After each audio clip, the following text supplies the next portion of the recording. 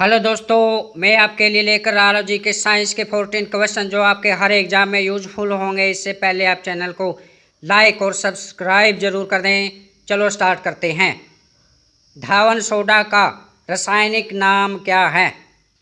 जो सोडा कपड़े धोने के काम आता है उसका रासायनिक नाम क्या है? उसका नाम है सोडियम कार्बोनेट। क्या नाम है? Sodium carbonate. जब सोडा हो गया तो सोडियम तो आएगा, कार्बन भी होता है इसके अंदर, ठीक है। चिकित्सा के औजार बनाने के लिए किस धातु का प्रयोग किया जाता है? चिकित्सा में प्रयोग किए जाने वाले जो औजार होते हैं वो किस धातु के बने होते हैं? Stainless steel. स्टील के क्यों बनाए जाते हैं? क्योंकि जंग नहीं लगता है, खराब नहीं होते हैं, मजबूत भी होते हैं, ठीक है ना। याद रखना अच्छी तरह से इनको। शरीर का सबसे कठोर भाग कौन सा होता है? हमारे शरीर का सबसे कठोर भाग हमारे दांत होते हैं। जो दांत एनिमल होते हैं वो सबसे ज़्यादा कठोर होते हैं, ठीक। सबसे बड़ी कोशिका कौन सी है? हमारे शरीर में सबसे बड़ी कोशिका कौन सी है? तंत्रिका।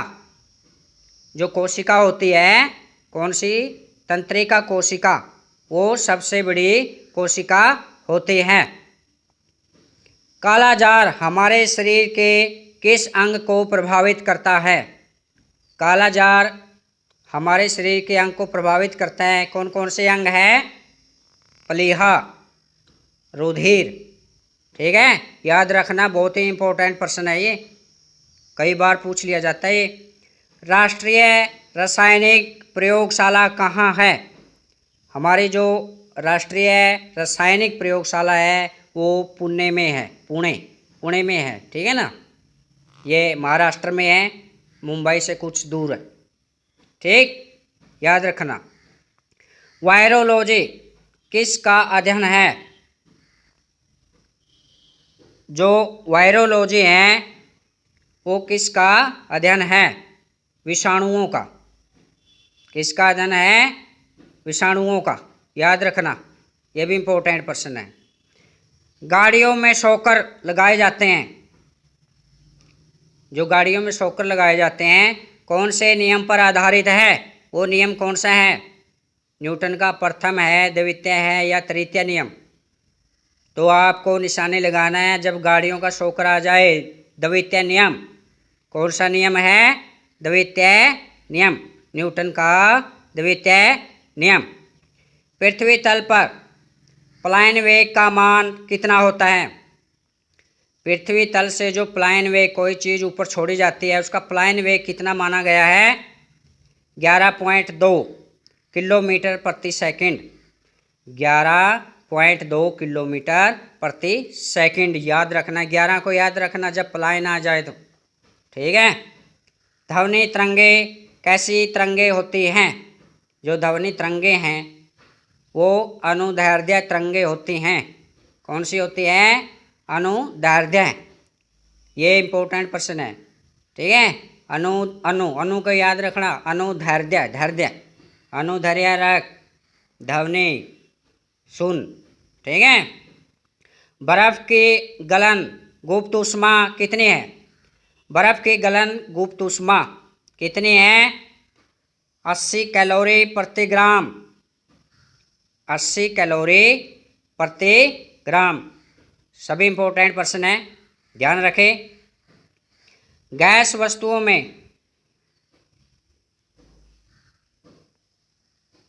संचालन ऊष्मा का कैसे होता है? गैस वस्तुओं में ऊष्मा का संचालन कैसे होता है? संवहन क्रिया द्वारा होता है। किस क्रिया द्वारा होता है? संवहन। लेकिन ठोस वस्तुओं में पूछ लिया जाता जाए तो ठोस वस्तुओं में कैसे होता है? चलन क्रिया द्वारा। क्या होता है? चलन क्रिया द्वारा।